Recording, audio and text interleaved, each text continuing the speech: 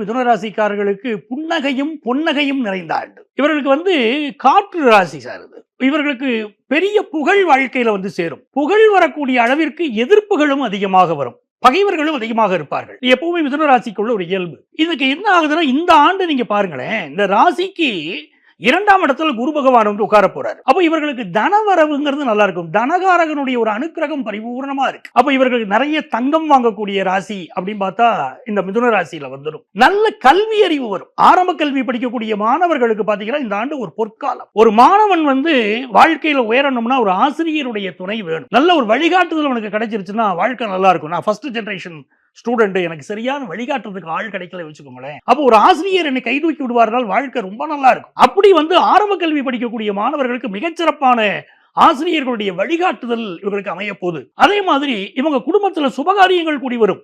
குடும்பஸ்தானத்தில் குரு பகவான் உச்சம் பெற போகிறார். இவங்க வீட்டுல கல்யாணம் நிச்சயம் நடந்தே தீரும். அது மிதுன ராசிக்காரராக இருக்கலாம், இவருடைய குழந்தைகளுக்காக இருக்கலாம், அந்த யோகம் வரும். அதே மாதிரி நல்ல தனவரவுன்னு சொல்றோம். அதே மாதிரி செலவுகளும் நிறைய இருக்கும். ஏன்னா தனஸ்தானாதிபதி சந்திரன் விரயத்தில் உட்கார்ந்து இருக்கிறார். நம்ம எதை பேசினாலும் அதுக்கு ஒரு ப்ரூஃப் வேணும். தனஸ்தானாதிபதி விரயத்தில் உட்கார்ந்து நிறைய செலவு வரும்.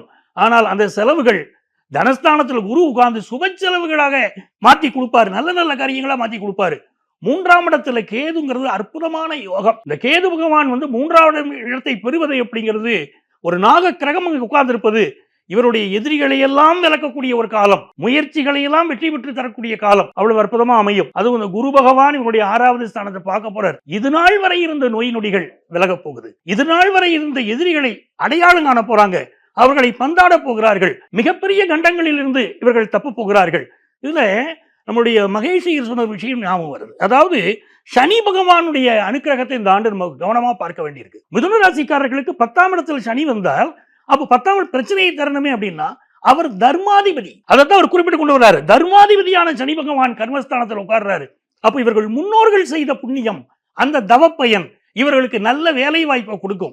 இவ எவ்வளவுதான் உழைச்சாலும் டார்கெட்டை இவங்க அச்சீவ் பண்ணல, அப்படியே அவங்களுடைய மேனேஜ்மெண்ட்ல அவங்களுக்கு ஏதாவது குறைய சொல்லிக்கிட்டே இருப்பாங்க. இந்த காலகட்டத்தில் இந்த பேரெல்லாம் நீங்கும், அவப்பெயர்கள் நீங்கும், நல்ல பெயர் உண்டாகும். அதே மாதிரி பாருங்க, 5 கூடிய சுக்கிரன் 7ஆம் இடத்துல போய் உட்கார்ந்தான். காதல் திருமணம் கைகூடும். அதுவும் மாற்று இனத்திலே இவர்களுக்கு திருமணம் கைகூடும். பேரண்ட்ஸ் உடைய சம்மதத்தோட திருமணம் நடக்கும். நிறைய எதிர்ப்புகள் இருந்து அந்த எதிர்ப்புகள் விலகி நல்ல முறையில திருமணம் கைகூடுவதை இந்த ஆண்டு பார்க்க போறீங்க. அதே மாதிரி 6ஆம் இடத்திற்குரிய செவ்வாய் பகவான் 7ஆம் இடத்துல உட்கார்ந்தாரு. ஒரு பகைவன் நண்பனை போல் வேடமிட்டு உங்களை சூழ்ந்து வருவான். 6 கூடிய செவ்வாய் 7ஆம் இடத்துல ஒரு பகைவன் நண்பனை போல் வேடமிட்டு உங்களை சூழ்ந்து வருவான். எச்சரிக்கையாக இருக்க வேண்டிய காலகட்டமும் இந்த காலகட்டம் தான்.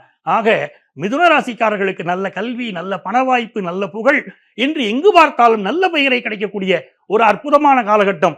யாரை வழிபாடு செய்தால் இந்த ஆண்டு இவர்களுக்கு மிகச்சிறப்பாக இருக்கு என்று சொன்னால் லட்சுமி நாராயண பெருமாள், அவரை வழிபட்டுட்டே வரணும். அப்போ மிதுன ராசிக்காரர்களுக்கு இந்த ஆண்டு பொற்காலமாக அமையும்.